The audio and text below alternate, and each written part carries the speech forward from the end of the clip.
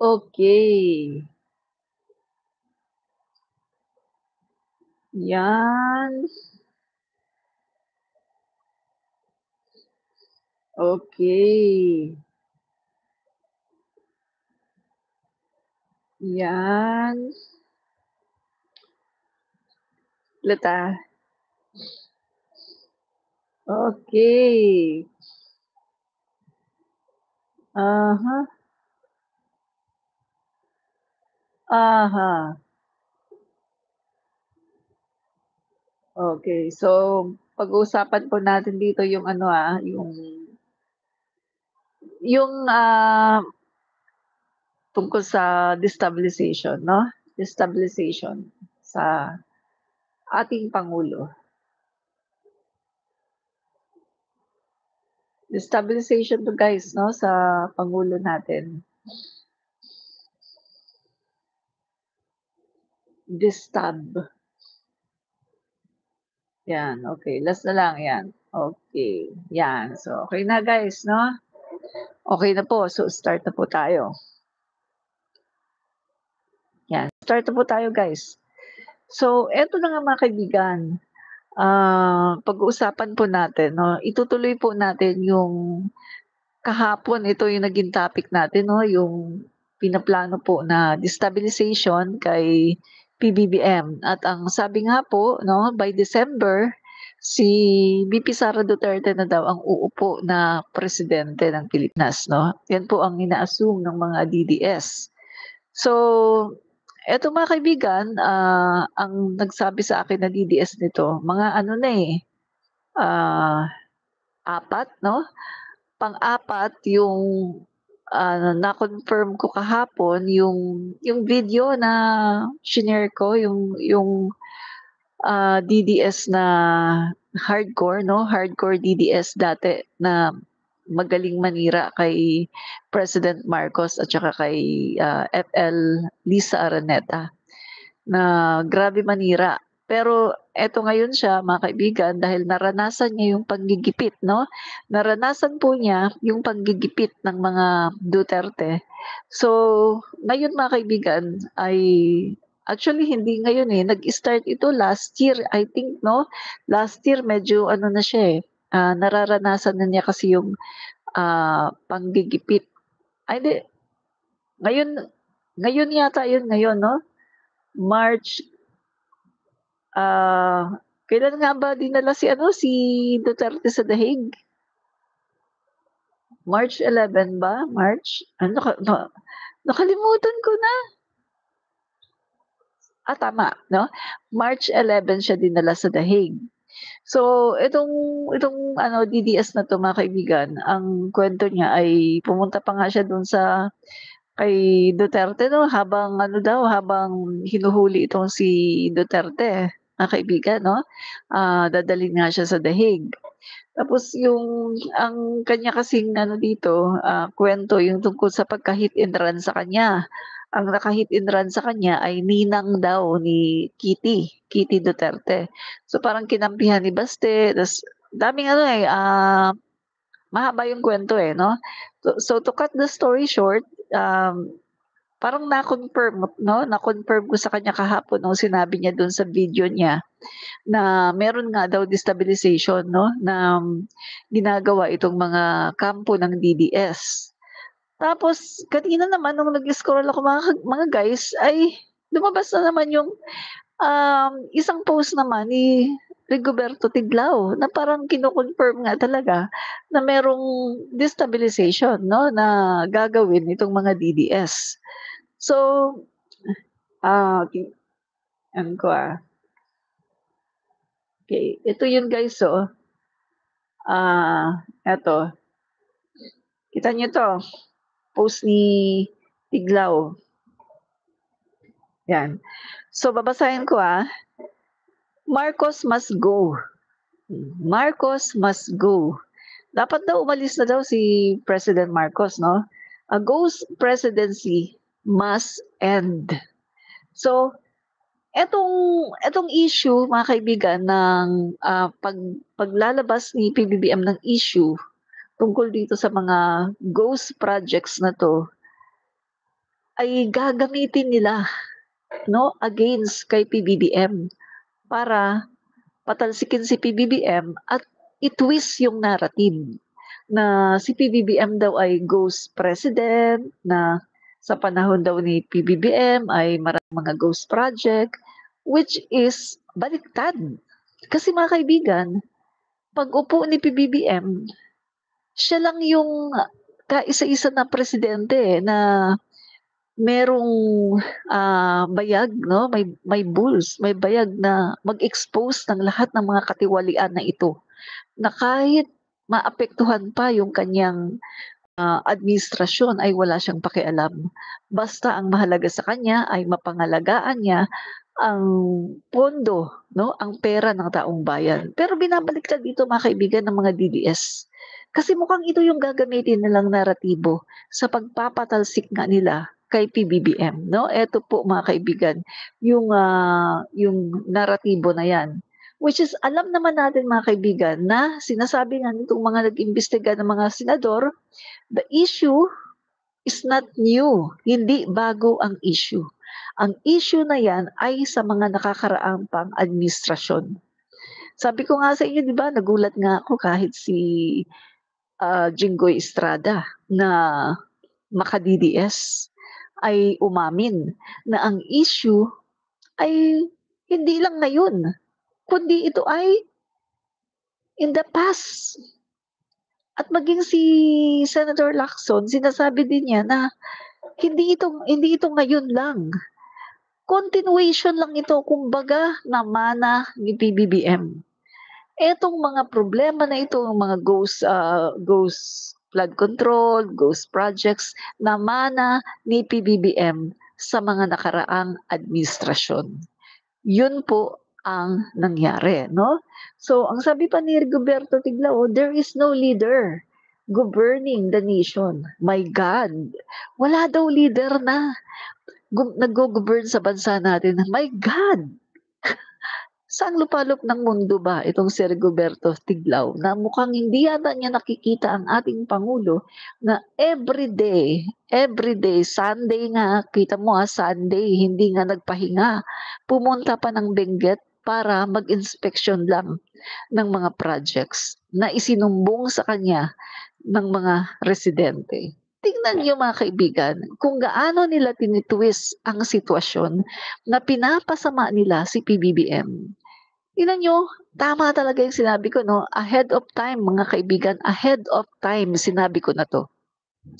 Kita niyo, magaling ako mag-analyze 'no, mga kaibigan. Hindi sa nagbubuhat ng bangko, pero ahead of time sinabi ko na 'to sa inyo, eh, 'no? Mula nung, the start mga kaibigan na ito ay sinabi ni PBBM sa kanyang SONA, na yung pag-iimbestiga nga nito na mahiya naman kayo ganyan mahiya naman kayo sa mga anak niyo ganyan-ganyan. Meron daw mga guni-guni 'no, na mga proyekto. Magmula nun mga kaibigan sinabi ko na sa aking mga vlog, "Ay naku gagamitin ito ng mga DDS para sa kanilang destabilization plot sa ating pangulo." At mukhang tama nga talaga mga kaibigan ang sinasabi ko. Hindi nga talaga ako nagkakamali 'no. Yung mga analyzation ko ay talagang nagkakatotoo na ginagamit talaga ito ng mga DDS para sirain ang ating pangulo. Sabi pa niya, oh, so wala daw naggo-govern sa nation, only a phantom that relies on PR stunts. My God! Binaliktad niya. Sino ba ang nagre-rely sa PR? 'Di ba si VP Sara Duterte? Si VP Sara Duterte ang nagre-rely sa PR, 'no? Kita mo hindi siya nagtatrabaho, eh, palagi siyang wala sa bansa. Tapos, hinahayaan lang niya yung kanyang mga PR para pagandahin yung kanyang pabanguhin yung kanyang imahe. Na kahit wala siya sa bansa ay sinasabi na, "Uy nagtatrabaho ganito, ganyan-ganyan, merong ganito, merong ganyan." Pero nasaan ang Vice President? Hindi natin nakikita kasi nandoon sa ibang bansa. Nagwo-world tour habang 'no, habang naninirang puri. So 'yun mga kaibigan 'no, so mukhang mukhang ito pong si Rigoberto Tiglao ay, masyado ng nabulag 'no, ng kaniyang pagiging panatiko sa China. Alam naman natin mga kaibigan kung bakit siya ganito, eh. Kasi, guys 'no, ang sabi nga doon sa isang hearing noon 'no, sa House of the Representative, meron pong mga, researchers 'no, na nag-research at ayon po sa kanilang mga research ay merong mga vloggers at merong mga journalist kuno dito sa Pilipinas na binabayaran di umano, nakakatanggap di umano ng pera galing sa China. So, hindi natin alam, baka isa siya dito. Kita niyo naman siguro mga kaibigan yung mga post niya, eh, anti-Philippines at ang kanyang mga naratibo mga kaibigan ay tila mas pinapaboran niya ang China kaysa sa Pilipinas. At kita mo nga, eh, pinagtatanggol niya yung Nine Dash Line at, kaniyang tinutuligsa yung ating, stand sa West Philippine Sea. So, wala tayong mahihita dito sa mga DDS na 'to, 'no? Wala tayong mahihita. So, eto mga kaibigan, nakakatawa 'no, nakakatawa talaga na kung sino pa yung pangulo na nag-expose 'no, nagkaroon ng courage na mag-expose nitong napakalaking, mga katiwalian na ito na nag-start pa ng ilang dekada, mga kaibigan. Yun pa talaga ang inakusahan na, kesyo kesyo wala daw tayong leader, et cetera, et cetera. Grabe mga kaibigan, 'no? Pero yung panahon ni Duterte, ipinagtatanggol nila kung saan mga kaibigan nakatanggap si Pulong Duterte ng 51 billion dahil hinayaan ng tatay niya na makakuha ng budget si Pulong Duterte na 51 billion. At mga kaibigan, napakaraming mga nangyari noon na mga, korapsyon. Pero anong ginagawa ni Duterte? Kaniyang pinagtatanggol ni Duterte ang kanyang mga cabinet members at ayaw niyang imbestigahan ng Blue Ribbon Committee. Okay, pakita ko sa inyo yung meron tayong video niyan. Okay, ito pakinggan niyo 'to. Kontrobersyal ang inilabas na memorandum ni Pangulong Rodrigo Duterte na pinagbabawalan ng lahat ng opisyal at kawani ng Executive Department na dumalo sa ginagawang pagdinig ng Senate Blue Ribbon Committee kaugnay ng procurement ng kumanig overpriced pandemic supplies ng Duterte administration sa formerly Pharmaceutical Corporation. Pero ipinagandun ng Presidente ang kanyang desisyon. I would, but I have to protect the Executive Department from the incessant and steady dose of insults coming from the senators. Ayon sa Kaibigan eto pinagtatanggol niya 'no, ayaw niya, naglabas pa siya talaga ng memorandum na ang kanyang mga cabinet members ay hindi niya pinapadalo sa Senate Blue Ribbon Committee dahil ayaw daw niya na nababastos ang kanyang mga, cabinet members. Mga kaibigan, hindi ang issue diyan na nababastos, ang issue diyan kailangan niyang papuntahin para talagang maimbestigahan. Tignan mo si PBBM, pinigilan ba niya si Secretary Bonoan? 'Di ba si Secretary Bonoan sinasabihan pa na ni Jinggoy Estrada na nakakadiri kayo? Oh, nagreklamo ba si PBBM? Anong ginawa ni PBBM? Hinayaan lang niya kahit na binabastos na si Secretary Bonoan. Hinayaan niya para gumulong ang investigasyon. Eh, kung ako kay PBBM, kung gano'n si Duterte, gagayahin ko si Duterte, aba hindi ko na rin papupuntahin yung mga cabinet members ko. Poproteksyonan ko rin yung mga cabinet members ko. Pero hindi yan ginawa ni PBBM.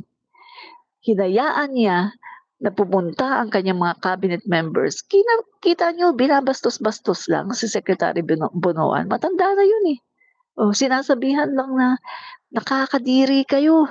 Tapos kung tratuhin ni Jinggoy, ilabas niyo 'yan. Huwag niyo akong lolokohin. Ibang klase 'no, para bang parang ano, yung wala ng formality, parang nambabastos na.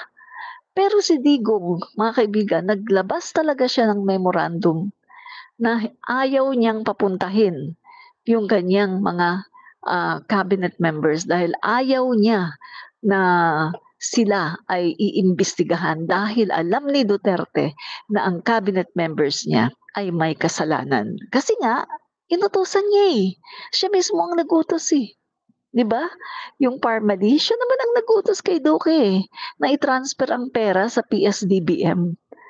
Kaya siguro ayaw niya na papuntahin ang kanyang cabinet members dahil baka nga naman ibubuko siya sa kanyang mga kabulastugan. Dahil kung titingnan natin, si Duterte naman talaga ang nag-order kay Duque na i-transfer yung pera sa PSDBM. So, ang mangyayari nga naman, mabubuko ang kanyang kabulastugan, 'di ba? So, palabas ulit natin, Kontrobersyal ang inilabas na memorandum ni Pangulong Rodrigo Duterte na pinagbabawalan ng lahat ng opisyal at kawani ng Executive Department na dumalo sa ginagawang pagdinig ng Senate Blue Ribbon Committee kaugnay ng procurement ng umani overpriced pandemic supplies ng Duterte administration sa Pharmaceutical Corporation. Pero hindi nandun ng Presidente ang kanyang desisyon. So, ayan ano yung memorandum na nilabas si Duterte? Pinagbabawalan niya yung kanyang mga cabinet members, no? Yung mga executive department. Sino yung mga nasa executive department? Ayan yung mga kanyang cabinet members.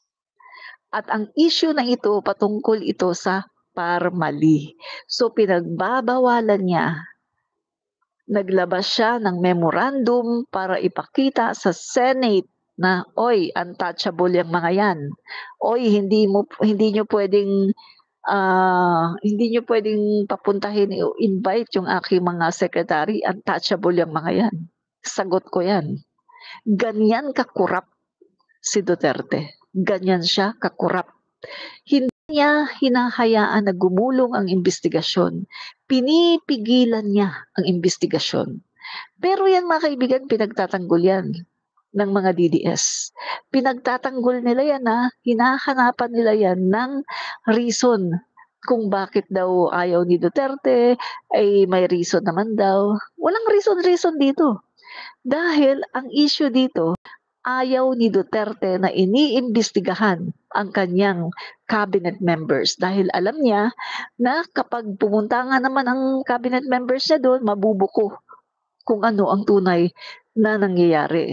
At baka ikanta pa siya. Ikakanta siya na siya talaga ang nag-utos para i-transfer ang pera, ang budget ng DOH sa PSDBM. At yun nga, totoo nga talaga. Kasi itong mga last year, si Duque nag-testify sa Congress at umamin si Duque na si dating Pangulong Duterte daw ang nag-utos sa kanya para i-transfer ang pera ng DOH sa PSDBM. Kita niyo mga kaibigan, nakita niyo yung kawalang hiyaan, di ba? Nakita niyo kung gaano kawalang hiya, no? Yan po, pinagtatanggol po yan ng mga DDS, no? Pero, etong ginawa ng Pangulo na nakita naman natin na ang Pangulo natin ay seryoso para labanan itong mga korupsyon, no? At itama talaga, no? Kasi pondo ito ng bayan. Ito, hindi nila ito ma-appreciate, mga kaibigan. Ito, ang ginagamit nila ngayon, itong mga DDS na to, para sa kanilang another destabilization plot para sa ating Pangulo. Kitang-kita mga kaibigan, kitang-kita. Ayan Marcos must go. A ghost presidency must end. So, ito ang gagamitin nila mga kaibigan. Gagamitin nila itong issue na ito na inalabas mismo ng Pangulo para ang Pangulo ay patalsikin. Ang ginagawa ng mga DDS na to at kanilang mga influencer, sila ay kumakausap, kumukumbinsi sa pamagitan ng kanilang mga vlogs, ng kanilang mga write-ups, propaganda, kinukumbinsi nila yung mga tao na mga bugok at mga bobo at pinapaniwala nila na si President Marcos, na sa panahon ni President Marcos, ang mga proyekto niya ay mga ghost daw. At pinapaniwala nila ngayon na si President Marcos daw ay corrupt. Diba? Ganyan po, tinitwist nila. Baliktad nga eh. Kung sino pa yung presidente na naglabas ng mga issue na ito ngayon at gustong paimbestigahan at gustong ayusin para hindi masayang yung mga proyekto at ang pera ng bayan at para maayos ang flood control natin, aba yun pa talaga ang presidente na kanilang sinasabi na patatalsikin at yun pa talaga ang inaakusahan ng mga katiwalian. Baliktad ang utak ng mga DDS, mga kaibigan. Palibhasa kasi, sila ay mga maka-China. Ganyan talaga. Kapag mga maka-China, hindi nagmamahal sa bayan at kapag mga traidor, ganyan talaga, baliktad ang utak. Diba? Biruin mo mga kaibigan na pag-alis ni Duterte, 13,900 ang flood control projects. Pero hindi natin naramdaman. Pag-alis ni Duterte, 13,900 plus ang mga flood control na sinabi ay natapos ng kanyang administrasyon. 2022, July, umupo si PBBM, nagkaroon ng bagyo, nagkaroon ng baha.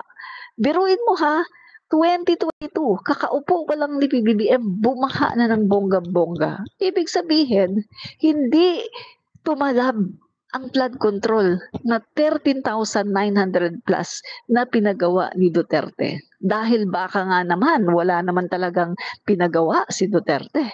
Baka naman talaga, wala naman talagang ginawa. Baka naman talaga ghost projects lang naman talaga ang lahat ng yan. Di ba mga kaibigan? Kasi kung talagang totoo na meron